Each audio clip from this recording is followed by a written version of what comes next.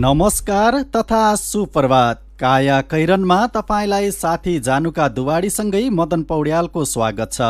काया कैरन उज्यालो रेडियो नेटवर्कसँगै उज्यालो अनलाइन र मोबाइल एप्लिकेसनबाट एकसाथ प्रसारण भइरहेको छ।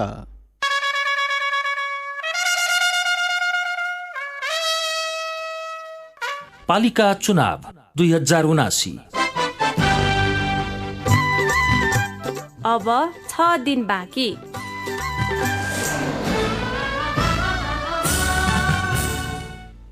आज 2079 साल वैशाख 24 गते शनिबार, वैशाख शुक्ल पक्षको षष्ठी तिथि, सन् 2022 मे 7 तारिक। मकवानपुरको हेटौँडा एफएम 96.6 मेगाहर्ज आजदेखि 18औं वर्षमा प्रवेश गरेको छ। वार्षिक उत्सव मनाउँदै गरेको हेटौँडा एफएमलाई शुभकामना व्यक्त गर्दै काया कैरन सुरु गरौं मुख्य खबरका शीर्षकहरूबाट। चुनावका बेलामा भूमिहीन मधेसी दलितमाथि आश्वासन मात्रै, रोजगारीका लागि भारतमा रहेका सुदूरका मतदाता फर्काउँदै दल र उम्मेद्वार, पहिलो रोजाइमा दलित समुदाय। खाना पकाउने ग्यासको अभाव कायमै, उपभोक्ता मारमा, अहिले उद्योगीका कारण अभाव देखिएको र आफ्नै भण्डारण नहुँदा पनि समस्या भएको निगमको दाबी। नेपाल आयल निगमले छुट्टै एलपीजीको भण्डारण नगर्ने गरेको कारण र यो बीचमा चाहिँ एलपीजीको जुन पिरियड उठाइदिनु भयो हैन, त्यसको कारणले गर्दाखेरि यस्तो समस्या सिर्जना भयो। धुलो दुध र बटरमा देश आत्मनिर्भर भएको घोषणा मात्र, डेरी उद्योग सुगम क्षेत्रमा मात्र केन्द्रित हुँदा बजारमा माग अनुसार दुध पुर्याउन समस्या। क्युबाको एक होटलमा विस्फोट हुँदा 18 जनाको ज्यान गयो, 60 जना भन्दा धेरै घाइते। र नेपालले आज जिम्बाब्वे ए टोलीसँग दोस्रो एक दिवसीय श्रृङ्खला खेल्दै आइपिएल क्रिकेटमा मुम्बईसँग शीर्ष स्थानको गुजरात 5 रनले पराजित। काया कैरनमा अब खबरको सिलसिला। झण्डै 12 लाख मधेसी दलित मध्ये आधासँग टेक्ने जमिन छैन, नगण्य जग्गा भएकासँग खेती छैन, लाल पूर्जा उधारोमा दिने बाचासहित मत भने हातहाती माग्न उम्मेद्वार फेरि घर दैलोमा पुगेका छन्। उदाहरण सिराहाको लहान नगरबाट 1 किलोमिटर दक्षिणको मुसहर बस्ती। 103 मध्ये 17वटा घर इटाको गारो लगाएका र जस्ता पाताले छाएका छन्, बाँकी सबै खरले छाएका कच्ची घर छन्। मधेसी दलित मध्ये पनि पिँधमा रहेका मुसहरको यो बस्ती सबै ऐलानी जग्गामा छ। मुसहर बस्ती नआउन्जेल पक्किरहेको बाटो त्यहाँ पुगेपछि कच्ची हुन्छ। टोलमा विद्यालय र स्वास्थ्य चौकी छैनन्, खानेपानीको व्यवस्था छैन।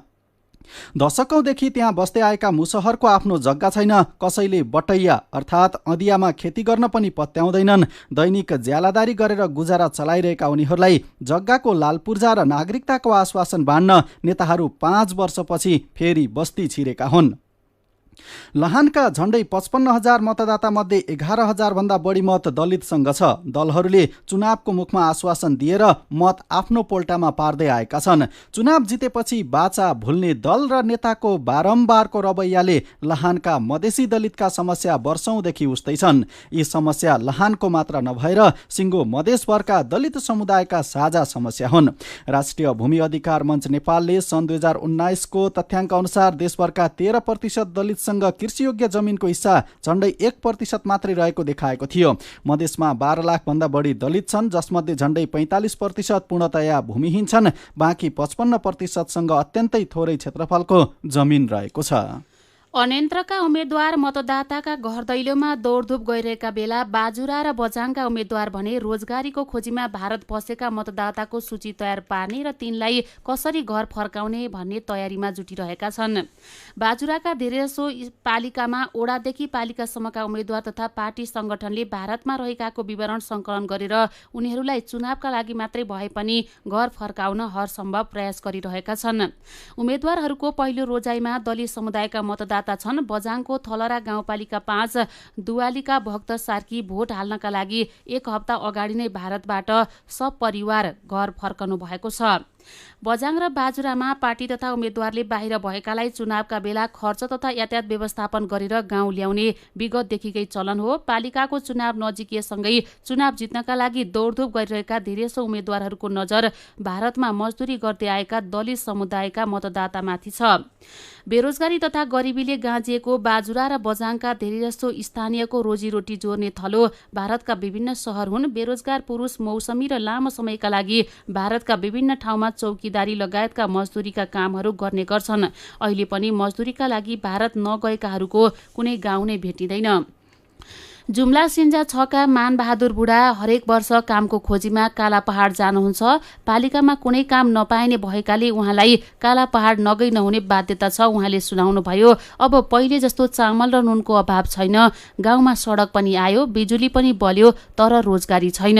भारतमा रहेका मतदाता फर्काउँदै उम्मेद्वार शीर्षकमा कान्तिपुर दैनिकले खबर लेखेको छ।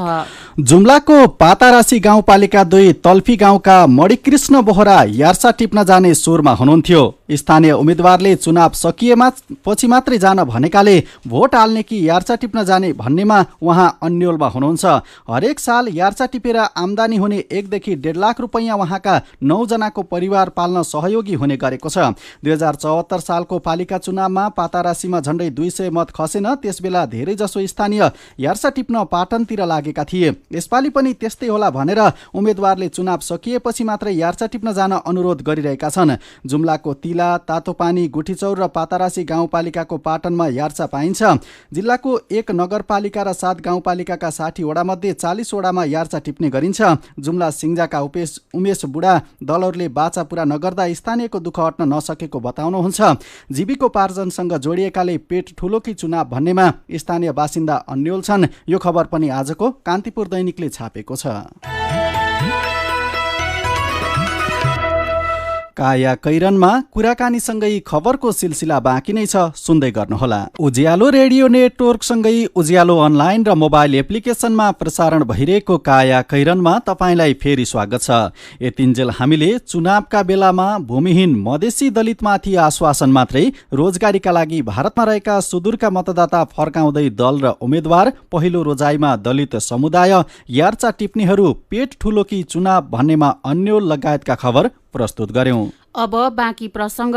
अहिले खाना पकाउने ग्यास पाउन मुस्किल छ। देशभर 59 वटा ग्यास कम्पनी छन्। झण्डै 1.5 करोड सिलिन्डर बजारमा उपलब्ध छ। तर अहिले सहजै ग्यास पाइँदैन। ग्यासका लागि उपभोक्ताले हप्तौं कुर्नुपर्ने बाध्यता छ। गर्मीयाम ग्यास कम खपत हुने सिजन हो, तैपनि ग्यासको अभाव छ। ग्यासको अभाव किन भएको हो भनेर हामीले नेपाल आयल निगमका प्रवक्ता विनित मणि उपाध्यायलाई सोधेका छौं। यसको कारण चाहिँ के हो भने खासमा यो इन्डियाबाट यो व्यवसायले जुन आन्दोलन गर्नुभयो नि, आन्दोलनकै कारण हो क्या। मुख्य कारण चाहिँ यो व्यवसायको आन्दोलनका कारण भनेपछि यो कारणलाई चाहिँ सहजीकरण गर्ने व्यवस्थापनको चाहिँ जिम्मेवारी कसले लिने हो त? यो नेपाल आयल निगमको जिम्मेवारीको कुरो हो। यो एलपीजीको चाहिँ हाम्रो आफ्नै भण्डारण भन्ने छैन। यसमा निजी क्षेत्रको भण्डारण छ। फरक फरक क्षमता अनुसार फरक फरक उहाँहरूले भण्डारण गर्नुभएको छ देशभरि। उहाँहरूले पनि के गर्नुभयो भने यो धेरै टाढाबाट आउने यो पारादीप भनेको करिब 1000 किलोमिटर परबाट 5 दिन 6 दिनसम्म लाग्छ पारादीपबाट फ्याक्ट्रीसम्म ग्यास आउन। त्यसै गरी हल्दिया र मथुराबाट आउनलाई 4 देखि 5 दिन लाग्छ भने बरौनीबाट आयो भने सबभन्दा नजिकको दूरीमा रहेको भनेको हाम्रो बरौनीमा हो रिफाइनरी। बरौनीबाट आउँदाखेरि चाहिँ 2 दिनसम्म लाग्छ हामीलाई उद्योगसम्म पुग्नलाई। 2 दिनदेखि 3 दिनसम्म बरौनीबाट चाहिँ लाग्छ। अब यो उहाँहरूले 6 गतेदेखि चैत 6 गतेदेखि चैत 19 गतेसम्म पिडिओ नउठाएको कारणले, व्यवसायले नउठाएको कारणले गर्दाखेरि 15 दिन त्यसले चाहिँ एक प्रकारले डिस्टर्ब भयो भने त्यसपछि उहाँहरूले जब पिडिओ उठाउन थाल्नुभयो, पिडिओ गरेर लिएर आएर त्यहाँबाट पिडिओबाट उठाएर ग्यास ल्याउँदाखेरि 1 हप्ताको जुन समय लाग्यो त्यो करिब 3 हप्ताको समय अर्थात् 21 दिन जति चाहिँ यो मार्केटमा एउटा चेन ब्रेक भयो। एउटा रेगुलर चेनमा एलपीजी आइरहने हिसाबले जुन एउटा चेन थियो त्यो चेन ठ्याप्पै ब्रेक भयो। त्यो ब्रेकको कारणले गर्दाखेरि उपभोक्ताहरूलाई भोलि मार्केटमा चाहिँ सहज रूपमा चाहिँ यो एलपीजी पाइँदैन कि क्या हो भन्ने जस्तो किसिमको एउटा उहाँहरूलाई पनि पर्न गयो। कतिजनाले चाहिँ सञ्चितको बारेमा सोच्नुभयो, कतिपय उपभोक्ताले भोलि ग्यास पाउँदैन कि क्या हो, त्यो भएको हुनाले यसलाई सञ्चित गरेर राख्नुपर्छ भन्ने हिसाबले सोचेर एकैचोटि 3टा 4टा सिलिन्डर पनि मार्केटमा आउन थाले। कसैलाई आफ्नो आवश्यकता अनुसार 1 2टा पनि आउन थाल्यो। त्यसपछि बजारमा के भयो भने कुनै कम्पनीको चाहिँ धेरै सिलिन्डरहरू छन्, कुनै सानातिना कम्पनीको कम सिलिन्डरहरू छन्। त्यो कारण यो सबै कारणको एउटा मिश्रित परिणाम चाहिँ यसरी निस्केको हो। यो मिश्रित परिणामको सुरुवात चाहिँ के हो भने व्यवसायीहरूको आन्दोलनले चाहिँ यो चिज गराइदियो। भण्डारणको समस्या अनि ढुवानीको समस्या एकले अर्कोलाई आरोप लगाएर मात्रै उपभोक्तालाई राहत पुग्छ? हामी आफ्नो जिम्मेवारीबाट भागेको पनि छैनौँ र हामीले आफ्नो जिम्मेवारी होइन पनि भनेका छैनौँ। नेपाल आयल निगमले छुट्टै एलपिजीको भण्डारण नगर्ने गरेको कारण यो एलपिजीको व्यापार सुरु भएदेखि नै यसमा निजी क्षेत्रमा सम्मिलित हुनुभएको ग्यास व्यवसायीहरूले नै यसको भण्डारण गर्ने गरेको कारणले गर्दाखेरि र यो बीचमा चाहिँ जुन यो उहाँहरूले चाहिँ यो एलपिजीको जुन पिडियो उठाइदिनु भएन त्यसको कारणले गर्दाखेरि यस्तो समस्या सिर्जना भएको। उसो भए उपभोक्ताले चाहिँ कहिलेदेखि सहज पाउँछन् त? तपाईँले आउँदैछ भन्दै हुनुहुन्छ। जेनरली यो काठमाडौँको उपभोक्तामा त यस्तो किसिमको अलिकति समस्या देखिएको छ। काठमाडौँको भन्दा बाहेकको उपभोक्ताहरूमा त्यस्तो किसिमको समस्या देखिएको छैन। लुकाका छन् भन्ने किसिमको कुरा छ। अब यो व्यवसायीहरूले लुकाको कुरा हेर्नलाई चाहिँ हाम्रो पनि विभागीय हिसाबले चाहिँ अनुगमन भइरहेछ भने वाणिज्य विभाग मातहतबाट पनि यो बजार अनुगमन भइरहेछ। उहाँले केही निश्चित व्यवसायीहरूलाई कारवाही पनि गर्नुभएको छ। अनुचित हिसाबले राखेको फेला पर्दाखेरि कारवाही पनि गर्नुभएको छ भने यो कुनै राज्य र सरकारको कुनै एक आधजना भन्दा पनि सम्पूर्ण सबै व्यवसायीको पनि दायित्व हो। अहिलेको बेलामा यसलाई सहजीकरण गर्नुपर्छ, कसैले पनि लुकाउनु हुन्न। उहाँ हुनुहुन्थ्यो नेपाल आयल निगमका प्रवक्ता विनित मणि उपाध्याय। काया कैरनमा मेरो पनि भन्नु छ र कार्टुनसँगै खबरको सिलसिला बाँकी नै छ, सुन्दै गर्नुहोला। सीधा कुरा प्रश्न विचार काठमाडौँमा 90 मेगाहर्ज उज्यालो रेडियो नेटवर्क मार्फत देशभरिका विभिन्न एफएम स्टेशन तथा उज्यालो अनलाइन र मोबाइल एप्लिकेसनमा प्रसारण भइरहेको काया कैरनमा तपाईँलाई फेरि स्वागत छ। अब बाँकी खबर।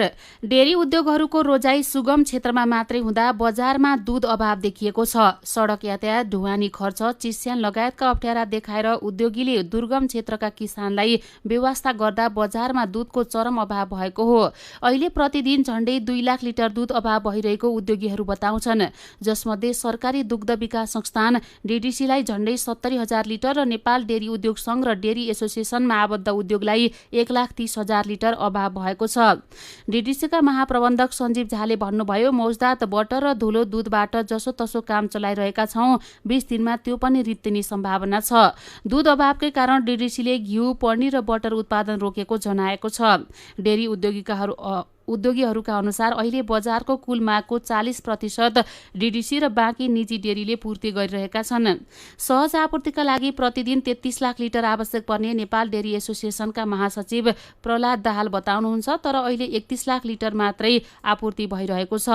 देशभर झण्डै 62 लाख लिटर दूध उत्पादन भइरहेको दाहालको अनुमान छ। हुन पनि 2077 चैत दोस्रो हप्ता तत्कालीन प्रधानमन्त्री केपी शर्मा ओली र कृषि तथा पशुपन्छी मन्त्री पद्मा अर्यालले दुग्ध पदार्थ, धुलो दूध र बटरमा देश आत्मनिर्भर भएको घोषणा गर्नुभएको थियो। 2078-79 को आयव्यय सार्वजनिक गर्दै तत्कालीन अर्थमन्त्री विष्णुप्रसाद पौडेलले पनि 2 वर्षभित्र नेपाललाई दूधमा आत्मनिर्भर बनाइने घोषणा गर्नुभएको थियो, तर दूधको भने अभाव भएको छ। मेरो पनि भन्नु छ। कोरोना संक्रमणको जोखिमबारे छवि पुन लेख्नुहुन्छ, चुनावी चहल पहलले भीडभाड बढेको छ। चुनावपछि लकडाउन हुन नदिन सबैले आफ्नो तर्फबाट सचेत रहन आवश्यक छ। डोटीमा काफल बेचेर पढाइ खर्च जुटाएको खबर उज्यालोमा पढेर चन्द्रप्रकाश खनाल लेख्नुहुन्छ, सलाम छ सम्पूर्ण मेहनती विद्यार्थीहरूलाई। लक्ष्य पूरा गर्न उपायहरू धेरै छन् र त्यसलाई खोज्नुपर्छ भन्ने दरिलो प्रमाण हो यो।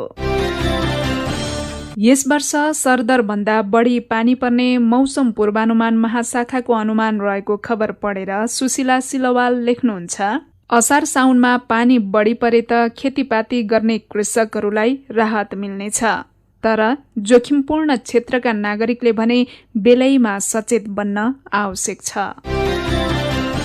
अनि नेपाल जिम्बाब्वे एसँग 3 विकेटले पराजित भएको खबरमा लेखनाथ रेग्मीको प्रतिक्रिया छ, केही छैन, खेल हो, हारजित त भइहाल्छ, अर्को पटक जित हासिल गर्ने तयारीका साथ खेल्नुपर्छ। विचारका लागि तपाईलाई धन्यवाद। मेरो पनि भन्नु छ।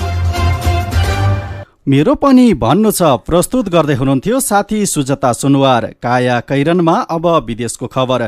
क्युबाको एक होटलमा शक्तिशाली विस्फोट हुँदा 18 जनाको ज्यान गएको छ। 60 जना भन्दा धेरै घाइते भएका छन्। ज्यान गुमाउनेमा गर्भवती र 1 जना बच्चा समेत रहेका बीबीसीले जनाएको छ। पुरानो हवानामा रहेको साराटोगा नामक 5 तारे होटलमा ग्यास चुहावटका कारण विस्फोट भएको अनुमान छ। विस्फोटका कारण बाहिरी पर्खालको धेरै भाग समेत भत्किएको छ। भग्नावशेषमा फँसेकाहरूको खोजी र उद्धारको काम भइरहेको खबरमा उल्लेख छ। घाइतेहरूको स्थानीय अस्पतालमा उपचार भइरहेको छ।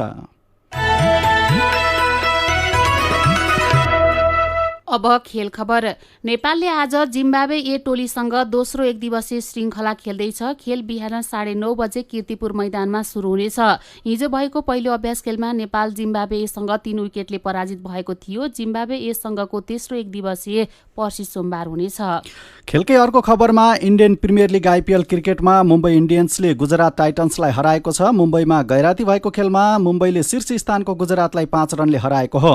मुम्बईले दिएको 178 रनको लक्ष्यसहित जवाफी ब्याटिङ गरेको गुजरातले 20 ओभरमा 5 विकेट गुमाएर 172 रन मात्र बनाउन सक्यो। जितसँगै मुम्बई 10 खेलमा 4 अङ्क जोडेर पुछारमा रहेको छ। गुजरात 11 खेलमा 16 अङ्कका साथ शीर्ष स्थानमा कायमै रहेको छ। अब केही खबर संक्षेपमा। नेपाल कृषि अनुसन्धान परिषद नार्कले विशेष गरी मकै लगायत नगदे बालीमा लाग्दै आएको फौजी किराको व्यवस्थापन तथा नियन्त्रणका लागि नयाँ प्रविधिको विकास गरेको छ। नार्कले ग्रिज जस्तो पदार्थलाई मकैको पातामा प्रयोग गरेर फौजी किरा नियन्त्रण गर्न सकिने नयाँ तथ्य पत्ता लगाएको हो। यसपालि धेरै क्षेत्रमा सरदरभन्दा धेरै वर्षा हुने आकलन गरिएको छ। मौसम विभागकी उपमहानिर्देशक डाक्टर अर्चना श्रेष्ठले सरदरभन्दा बढी वर्षा हुने सम्भावना रहेकाले बेलैमा सचेत रहन आग्रह गर्नुभएको छ। कायाकैरनमा अब पालो उखानको। थोरैको सल्लाह धेरैको हल्ला खल्ला। उज्यालो रेडियो नेटवर्कबाट प्रसारण भइरहेको कायाकैरन सक्नु अघि मुख्य खबर फेरि एकपटक। चुनावका बेलामा भूमिहीन मधेसी दलितमाथि आश्वासन मात्रै रोजगारीका लागि भारतमा रहेका सुदूरका मतदाता फर्काउँदै दल र उम्मेद्वार। पहिलो रोजाइमा दलित समुदाय। खाना पकाउने ग्यासको अभाव कायमै। उपभोक्ता मारमा अहिले उद्योगीका कारण अभाव देखिएको र आफ्नै भण्डारण नहुँदा पनि समस्या भएको निगमको दाबी। धुलो दुध र बटरमा देश आत्मनिर्भर भएको घोषणा मात्र। डेरी उद्योग सुगम क्षेत्रमा मात्र केन्द्रित हुँदा बजारमा माग अनुसार दुध पुर्याउन समस्या। क्युबाको एक होटलमा विस्फोट हुँदा 18 जनाको ज्यान गयो, 60 जना भन्दा धेरै घाइते। र नेपालले आज जिम्बाब्वे ए टोलीसँग दोस्रो एक दिवसीय श्रृङ्खला खेल्दै आइपिएल क्रिकेटमा मुम्बईसँग शीर्ष स्थानको गुजरात 5 रनले पराजित। अब कार्टुन। हामीले चसक्क शीर्षकमा महेश बस्ताकोटीले बनाउनु भएको कार्टुन लिएका छौँ। यहाँ उम्मेद्वारले चुनावी सभालाई सम्बोधन गर्दैछन्। मतदातासँग वाचा र प्रतिबद्धता सहित मञ्चमा भाषण गरिरहेका उनी भन्दैछन्, हामी यो दिन्छौँ त्यो पनि दिन्छौँ, अनि चुनावपछि झुक्काइदिन्छौँ। आजको कायाकैरन सकिएको छ। कायाकैरनबाट प्राविधिक साथी प्रवीण श्रेष्ठसँगै हामी पनि बिदा माग्छौँ। कायाकैरन सुन्नुभएकोमा तपाईँलाई धन्यवाद। उज्यालो मोबाइल र अनलाइनमा प्रसारण भइरहेका रेडियो र अनलाइनका सामग्री भाइबरमा पनि उपलब्ध छन्। कोरोना विरुद्धको खोप लगाए पनि घर बाहिर निस्कने बेलामा मास्क लगाउन नबिर्सौँ। नमस्कार।